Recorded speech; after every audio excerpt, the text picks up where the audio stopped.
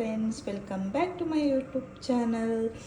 ಊರಿಗೆ ಹೋಗಿದ್ವು ನೆನ್ನೆ. ಸೊ ಮಾವಿನಕಾಯಿ ಇತ್ತು, ಮರದಲ್ಲಿ ತುಂಬ ಮಾವಿನಕಾಯಿ ಇತ್ತು. ಮಾವಿನಕಾಯಿ ಸ್ವಲ್ಪ ತೊಗೊಂಡಿದ್ದೆ. ನಾನು ಫಸ್ಟ್ ಟೈಮ್ ಉಪ್ಪಿನಕಾಯಿ ಹಾಕ್ತಾ ಇರೋದು. ಬನ್ನಿ ಉಪ್ಪಿನಕಾಯಿ ಹೇಗೆ ಮಾಡೋದು ಅಂತ ತೋರಿಸ್ಕೊಡ್ತೀನಿ.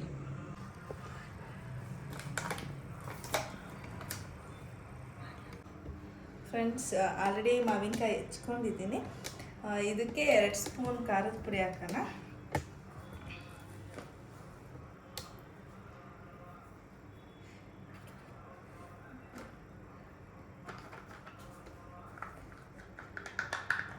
ಸ್ವಲ್ಪ ಅರಿಶಿನ ಪುಡಿ ಹಾಕೋಣ. ಸ್ವಲ್ಪ ಅರಿಶಿನ ಪುಡಿ.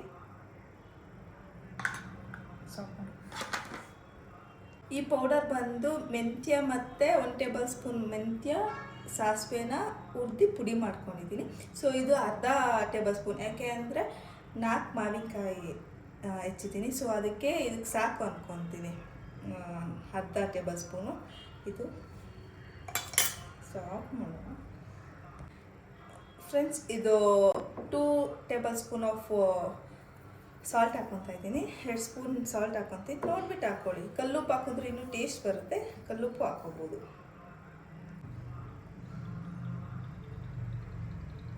ಫ್ರೆಂಡ್ಸ್, ಎಣ್ಣೆ ಕಾಯ್ದಾದ್ಮೇಲೆ ಸಾಸಿವೆ, ಜೀರಿಗೆ,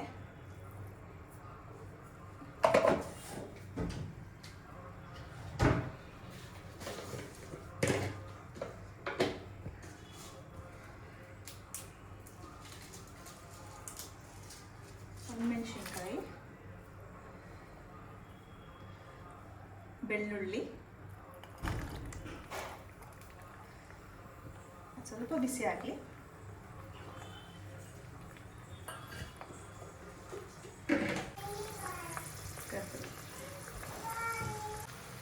ಎಣ್ಣೆನ ಹೊರಗಡೆ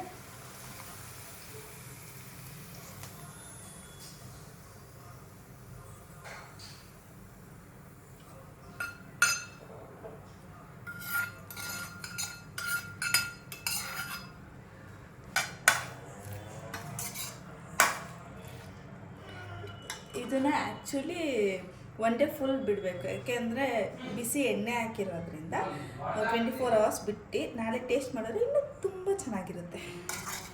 ಫ್ರೆಂಡ್ಸ್, ಈ ವಿಡಿಯೋ ಇಷ್ಟ ಆಗಿದ್ದರೆ like, share and comment and subscribe ಮಾಡಿ. Thank you for watching.